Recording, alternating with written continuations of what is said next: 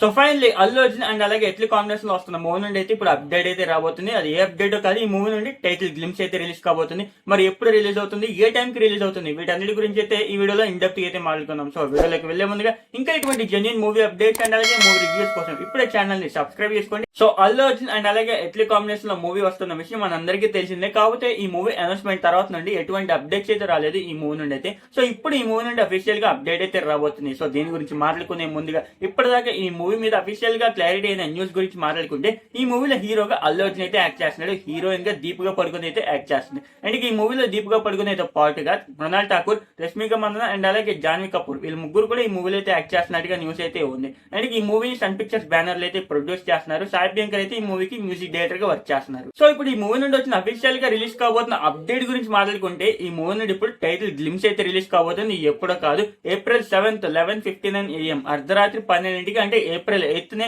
ఈ title glimpse ని release చేస్తున్నారు అల్లు అర్జున్ పుట్టినరోజు సందర్భంగా. సో అల్లు అర్జున్ ఫ్యాన్స్ అయితే పండగ చేసుకుంటారు ఆ రోజు అయితే.